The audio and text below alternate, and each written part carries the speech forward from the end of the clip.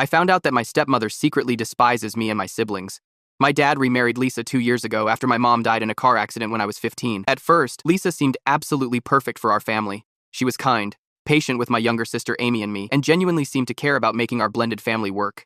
She baked chocolate chip cookies for my soccer games, helped Amy with her challenging math homework every night, and never once tried to replace our mom or act like she was our real mother. She just wanted to be there for us during a difficult time. For the entire first year, everything felt completely normal and healthy. Lisa would ask thoughtful questions about our day at school, attend parent-teacher conferences alongside Dad, and even took hundreds of photos of us for what she called our new family scrapbook. She seemed invested in our success and happiness.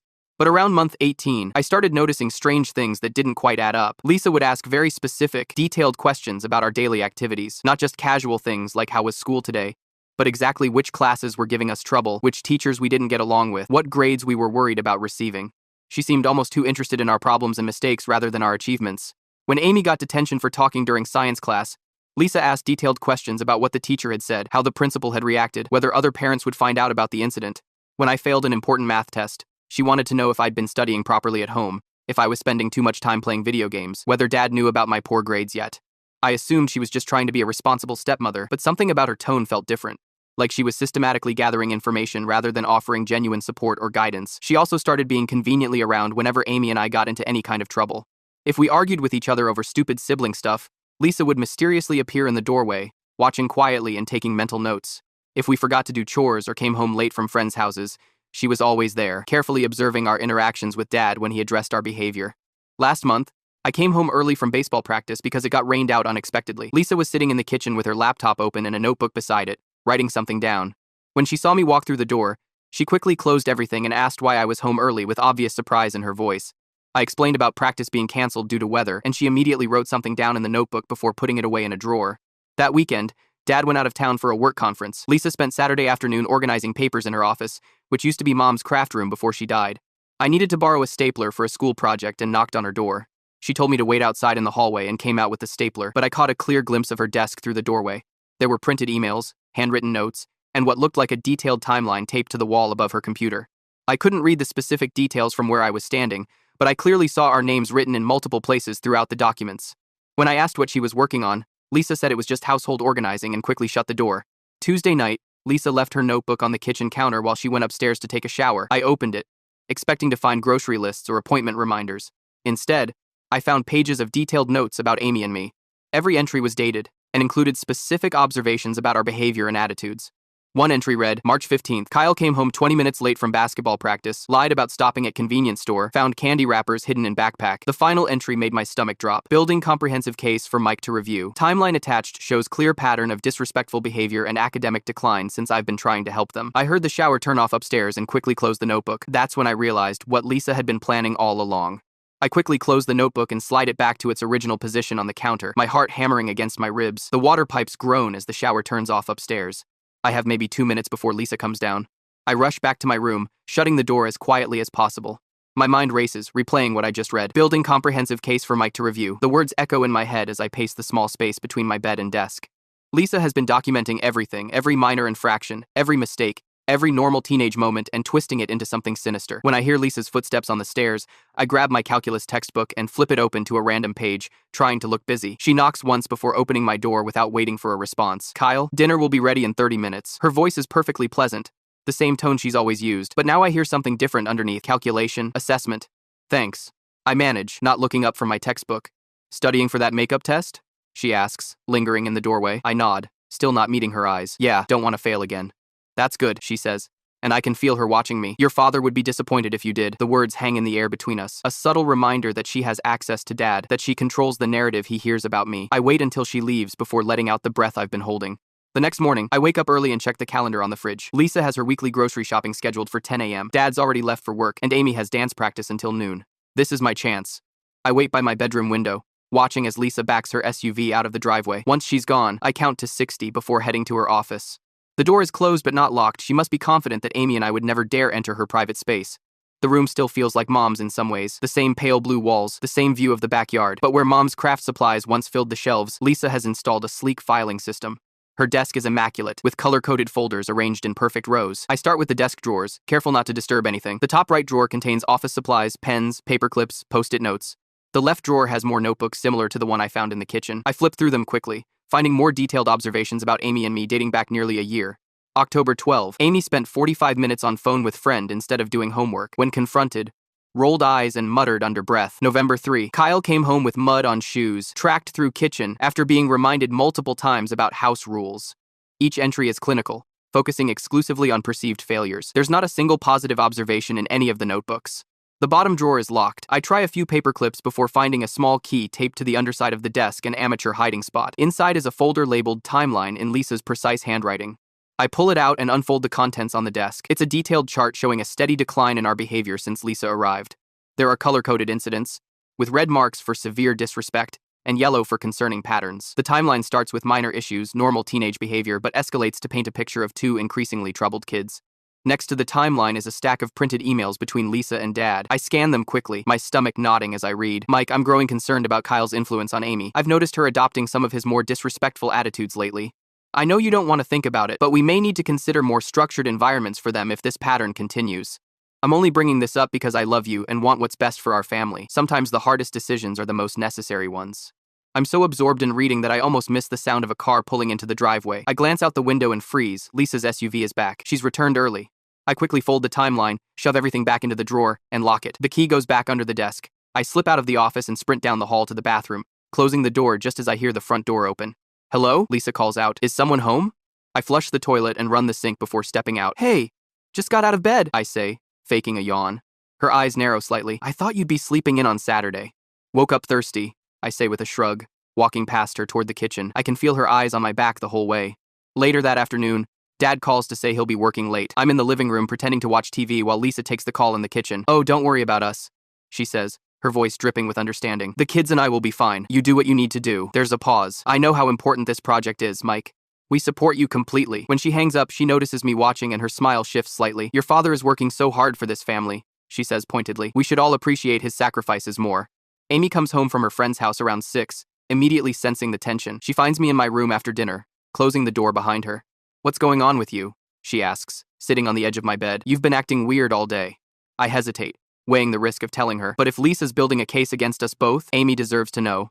I found something, I say quietly, moving to sit beside her. Lisa's been keeping notes on us, detailed records of everything we do wrong. Amy's eyes widen. What? Why would she do that? I tell her everything, the notebook, the timeline, the emails to Dad. As I speak, I watch recognition dawn on her face. She asked me about you yesterday, Amy whispers when I finish, about whether you've been influencing me to break rules. She made it sound casual, but it felt weird. What did you tell her? That you're my brother and of course we talk about stuff. Amy pulls her knees to her chest. Kyle, what is she trying to do to us? I put my arm around her shoulders. I don't know exactly, but whatever it is, we need to figure it out before she convinces Dad we're the problem. Amy and I wait until the next morning to search Lisa's car. Dad's gone to work, and Lisa's in the shower. Her daily routine is as predictable as clockwork. The garage is cold and smells like motor oil as we slip inside, our breath forming small clouds in the air. What exactly are we looking for? Amy whispers, her eyes darting nervously toward the door leading back to the house. Anything suspicious, I say, trying the driver's side door handle. It opens with a soft click. Check the glove compartment and under the seats. I'll look in the center console. We work quickly, methodically. I'm about to give up when my fingers brush against something tucked between the driver's seat and the center console. It's small and black, about the size of a USB drive, with a tiny microphone hole at one end. Amy, I hiss, holding it up. I found something. She leans over from the passenger side, her eyes widening. Is that a recording device? I turn it over in my hand, spotting a small switch on the side. Yeah, I think so. But why would she have this in her car? Unless she's recording us, Amy finishes, her face paling. Do you think there are more? We hear the water pipes groan as the shower turns off upstairs. Our time is running out. We need to check our rooms, I whisper urgently. Tonight, after she goes to bed, we slip back into the house just as Lisa's footsteps sound on the stairs. At dinner that night, I can barely look at her, wondering what conversations she's recorded, what normal teenage complaints she's twisted into ammunition against us. At 11:30 p.m., after Lisa's bedroom light has been off for an hour, Amy tiptoes into my room. We use our phone flashlights, checking every corner, every shelf, behind picture frames and under furniture. I find the first one taped beneath my desk, identical to the one from the car. Amy finds another one behind her headboard, perfectly positioned to capture everything said in her bed. This is insane, she whispers, holding the device like it might bite her. Why would she do this? We take the recorders to my room and figure out how to play them back through my laptop. The first few recordings are mundane, me talking to friends on the phone, complaining about homework, but then we hear a conversation from 2 weeks ago, when I was venting to my friend Jason about Lisa. She's always watching me, man. It's like living with a security camera that bakes cookies. Lisa had edited the recording, clipping just that part and saving it as a separate file labeled Kyle, disrespect toward parental figure. Amy's recordings are similar normal teenage conversations carefully edited to sound worse than they are. There's one of her complaining about having to cancel plans with friends because Lisa insisted she clean her already clean room. We need to find out what else she's planning, I say, pocketing the devices. Let's check her office again tomorrow. Our opportunity comes the following afternoon when Lisa leaves for her book club. This time, we're more thorough. Amy keeps watch while I search through Lisa's desk. In the bottom drawer, underneath some tax documents, I find a leather-bound journal different from the notebooks I'd seen before. The entries start from when she first met Dad, describing her plans to create the perfect family. But as I flip through, the tone changes dramatically around the 18-month mark. The children are more resistant than anticipated. One entry reads, Mike doesn't see it, but they're undermining my authority at every turn. I've researched several boarding schools that specialize in behavioral correction. Westridge Military Academy seems promising for Kyle, while the Hawthorne School for Girls might be suitable for Amy. My blood runs cold as I read further. She's been researching tuition costs, application requirements, even speaking with admissions counselors. There's a note about a family meeting scheduled for Friday where she plans to present her case to Dad. I snap photos of the pages with my phone before carefully replacing everything. When Lisa returns, she seems distracted, checking her car and then her office. The next morning, I notice the recorder from my room is missing from my desk drawer where I'd hidden it. She knows. I whisper to Amy at breakfast after Lisa steps outside to water her plants. She noticed the recorders are gone. That afternoon, we discover small wireless cameras installed in the hallway and living room. Lisa doesn't mention them, and neither do we, but the silent escalation makes my stomach twist with anxiety. I try to talk to Dad that night, catching him alone in the garage while he organizes his tools. Dad, have you noticed anything off about Lisa lately? He barely looks up from the socket wrench he's cleaning. What do you mean off? She seems really focused on documenting everything Amy and I do wrong. It feels like she's building some kind of case against us. Dad sighs, finally looking at me. Kyle, I know adjusting to a blended family is hard, but Lisa is trying her best. She just wants what's best for all of us. But Dad, enough, he says firmly. I don't want to hear any more complaints. Lisa loves you kids. You need to make more of an effort. The next day, I come home from school to find Mom's favorite photo, the one of all four of us at the beach the summer before she died, shattered on the floor. Lisa is sweeping up the glass, a concerned expression perfectly arranged on her face. I'm so sorry, Kyle. It slipped while I was dusting. Her voice is gentle, sympathetic, but her eyes are calculating. Some things just can't be fixed once they're broken, can they? The threat isn't subtle. 2 days later, Amy gets detention for talking back to her science teacher, something completely out of character for her. When I pick her up after school, she's furious. Lisa called my teacher yesterday, she tells me. Slamming my car door, she told Mrs. Peterson, I've been having attitude problems at home and asked her to keep an eye on me. When I tried to explain a question in class today, Mrs. Peterson said I was being disrespectful and gave me detention. That night, while Lisa is helping Dad with dinner, we discover something even more disturbing on her laptop, which she's left open in her office. She's been researching grandparent custody rights and has exchanged several emails with Dad's parents, who have always been critical of how permissive Dad is with us. The next morning, my math textbook and notes mysteriously disappear the day of my makeup test. Despite tearing my room apart, I can't find them anywhere. I fail the test spectacularly, just as Lisa predicted I would. When Dad gets home that evening, he calls a family meeting in the living room. Lisa sits beside him on the couch, her hand resting on his knee, a picture of spousal unity. We need to discuss some changes, Dad begins, his expression serious. Lisa and I have been talking about your behavior lately, and we're concerned about the direction things are heading. Lisa squeezes his knee supportively, her face a mask of worried compassion. We only want what's best for you both, she adds. Dad clears his throat. We're going to have a family meeting on Friday to discuss your future and some potential changes to your educational situation. Minusly an example. Amy and I exchange glances, knowing exactly what changes Lisa has been researching. Until then, Dad continues, I expect both of you to show Lisa the respect she deserves as your stepmother. After they leave, Amy turns to me, her eyes wide with fear. They're going to send us away, aren't they? Just like in her journal. I grip her hand tightly. Not if we can help it. We have 3 days to gather everything we've found and make Dad see what's really happening. Do you think he'll believe us? Amy asks, her voice small.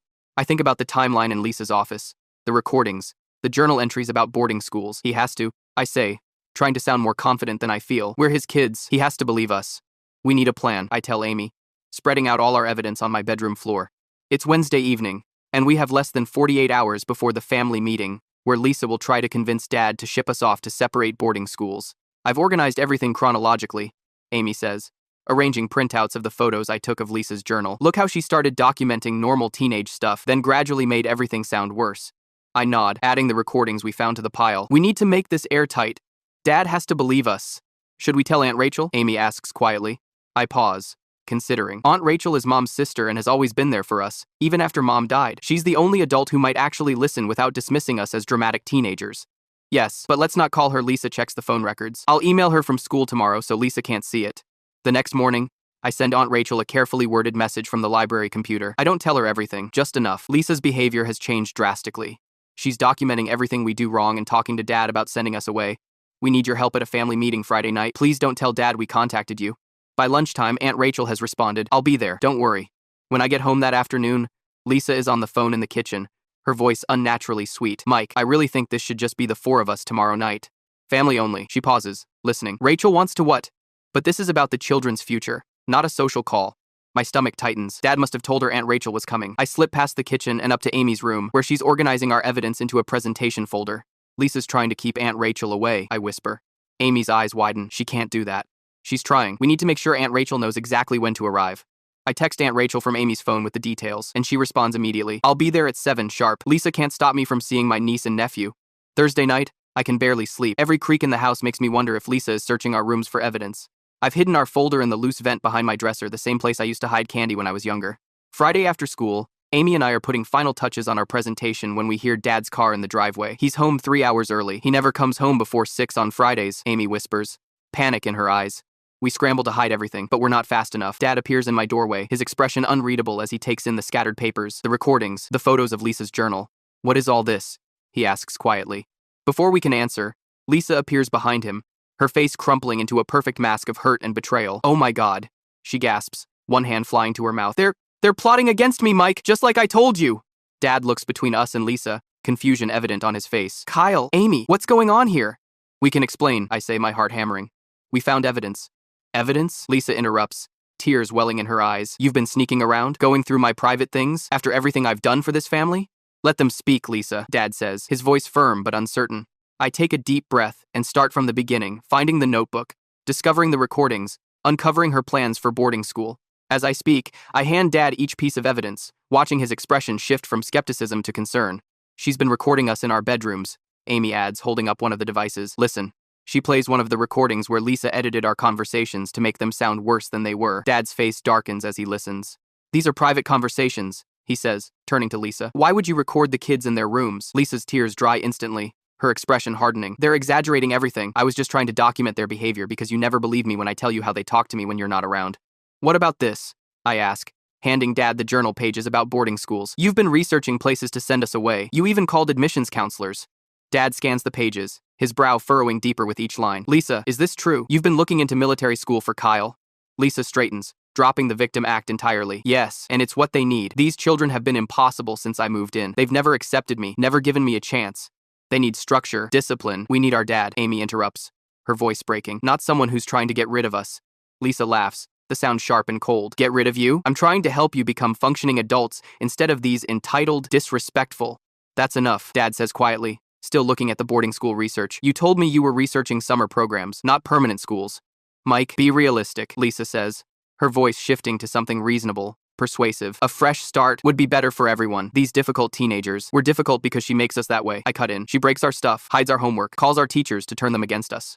That's absurd, Lisa snaps. The doorbell rings, cutting through the tension. Dad glances at his watch. That must be Rachel. Lisa's face pales. I told you, she shouldn't be part of this discussion. She's family, Dad says firmly, heading downstairs. Aunt Rachel sweeps in like a force of nature, giving us quick hugs before turning to Lisa with ice in her eyes. Well, if it isn't the second act. Excuse me, Lisa says. Aunt Rachel pulls out her phone. I have some interesting emails here, Mike, from Lisa's previous life in Cincinnati. Did you know she was married before? To another wealthy widower with teenage children? Dad looks stunned. What? No, she told me she'd never been married. She was, Aunt Rachel continues, handing Dad her phone, for 14 months, until those children found evidence of her manipulation too. Only they weren't as thorough as Kyle and Amy. Lisa left with a very generous divorce settlement. Lisa's face contorts with rage. You had no right to investigate me. I have every right to protect my sister's children, Aunt Rachel fires back, especially when I started hearing about the same patterns she used with the Hamilton family. Dad scrolls through the emails, his face growing increasingly grim. Is this true, Lisa? Did you target me specifically because I'm a widower with children? Lisa's mask falls completely then. She looks at Dad with cold calculation. You were lonely and desperate, Mike, so pathetically grateful for any woman who would look at you. And these children? She gestures dismissively at Amy and me. They were always going to be a problem. I just needed to convince you they were more trouble than they were worth. The room falls silent as her words hang in the air. Dad looks like he's been slapped. Get out, he says finally, his voice barely above a whisper. Mike, don't be ridiculous. I'm your wife. Get out of my house, he repeats, louder this time. Now, we'll discuss the divorce terms through lawyers. Lisa laughs, the sound brittle and sharp. Divorce? I've been documenting your parental failures for months. I have evidence of your neglect. You really think you can just throw me out? We have evidence too, I remind her, gesturing to our folder. And we're not afraid to use it. For a moment, Lisa looks truly frightened. Then she composes herself, reaching for her purse. This isn't over. Not by a long shot. She walks out, head high, not looking back. The front door slams, and the house seems to exhale. Dad sits heavily on my bed, looking at the evidence spread around him. I'm so sorry, he whispers. I had no idea. I never thought. Amy sits beside him, leaning her head on his shoulder. It's not your fault, Dad. She fooled all of us at first. But I should have listened when you tried to tell me something was wrong, he says, looking at me with red-rimmed eyes. I was so afraid of being alone that I couldn't see what was happening to my own children. Aunt Rachel sits on his other side. Mike, Lisa is a predator. She targets vulnerable families and exploits their grief. You're not the first, and you won't be the last. Dad nods slowly, then pulls Amy and me into a tight hug. It's over now, he says. She's gone, and she's never coming back. I promise. Over Dad's shoulder, I meet Amy's eyes. For the first time in months, I see something there I'd almost forgotten. Hope. Aunt Rachel's face is grim as she hands her phone to Dad, who scrolls through the emails with a deepening frown. I peer over his shoulder, catching glimpses of messages between Lisa's former in-laws and Aunt Rachel. The words leap out at me. Targeted our son specifically. Researched wealthy widowers in the area. Completely different person after the wedding. She had a whole system, Aunt Rachel explains, her voice tight with anger. Find a grieving widower with teenage children. Play the perfect supportive partner during courtship, then slowly drive a wedge between the father and his kids. Lisa stands in the doorway, her earlier tears completely gone, replaced by a cold, calculating expression I've never seen before. It's like a mask has fallen away, revealing the person who was hiding beneath all along. You have no proof of anything, Lisa says, but her voice lacks conviction. Dad looks up from the phone, his face ashen. There are bank statements here showing you withdrew $75,000 from your previous husband's accounts the day before you left him, and emails to a divorce attorney dated 3 months before you even met me. I was planning ahead, Lisa says with a shrug. That's hardly a crime. You told me you'd never been married before, Dad says, his voice hollow. You said you'd been focused on your career.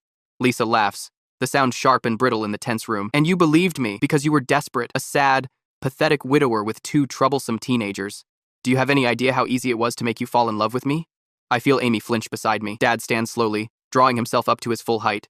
Get out of my house, he says, his voice quiet but firm. Now. Lisa's eyes narrow. This is my house too. I've been your wife for 2 years. I'm entitled to half of everything. Actually, Aunt Rachel interjects. I helped Mike set up a prenuptial agreement. Remember? The one you signed so eagerly because you claimed you weren't interested in his money? Lisa's face pales slightly. That won't hold up. I can claim duress. Or what?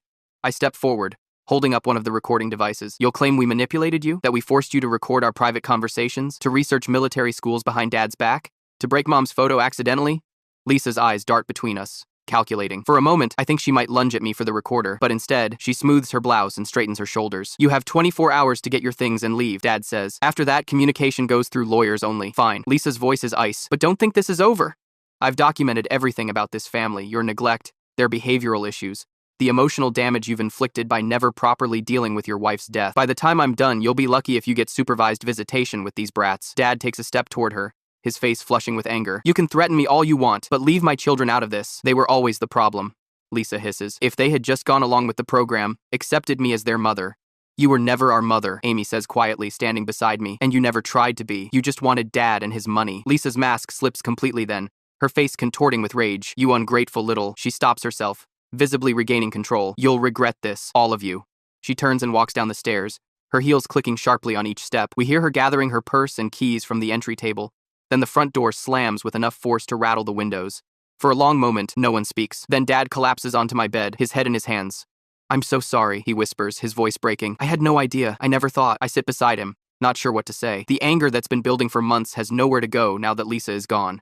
How did you know? Dad asks Aunt Rachel. About her previous marriage? Aunt Rachel sits on his other side. I never trusted her. Something about her story didn't add up. So when Kyle emailed me yesterday, I called an old college friend who works in family law in Cincinnati. It didn't take much digging to find the divorce records. Dad looks at Amy and me, his eyes red-rimmed. Why didn't you tell me sooner what was happening?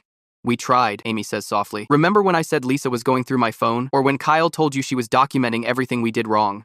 Dad nods slowly, realization dawning. I thought you were just having trouble adjusting, that you were making excuses. He rubs his face. I was so afraid of being alone that I couldn't see what was happening right in front of me. She was good at manipulation, Aunt Rachel says gently. That's how predators like her operate. The next morning, Lisa returns with a small U-Haul and 2 men I've never seen before. Dad, Amy and I watch from the living room window as she efficiently directs them to take only what was hers before the marriage. She doesn't look at the house once, doesn't acknowledge us watching. Within 2 hours, she's gone, leaving behind only the faint scent of her perfume. That afternoon, Dad takes us to visit Mom's grave for the first time in over a year. The cemetery is quiet, just the three of us standing before the simple granite headstone. Dad places fresh flowers in the vase while Amy and I clear away some fallen leaves. "I'm sorry, Sarah," Dad whispers to the stone. "I let someone come between me and our children. I won't make that mistake again." On the drive home, Dad suggests we stop for ice cream, something we haven't done as a family since before Lisa. As we sit at a picnic table outside the shop, Dad clears his throat.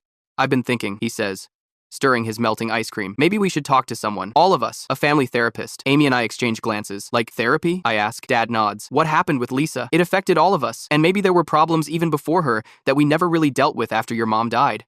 He's right, though it's strange to hear him admit it. The three of us have been orbiting around our grief for years, never really talking about it.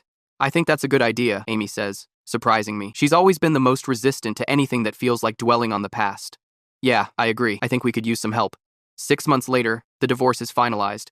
Lisa tried to contest the prenup, claiming emotional distress and unfair representation, but the evidence we gathered, especially the recordings she made of us without consent, undermined her case completely. The judge enforced the agreement, and Lisa left with only what she brought into the marriage. Our weekly therapy sessions with Dr. Mercer have become a fixed point in our family routine. At first, they were awkward and painful, excavating years of unspoken grief and resentment. But slowly, we've learned to talk to each other again, to listen without defensiveness.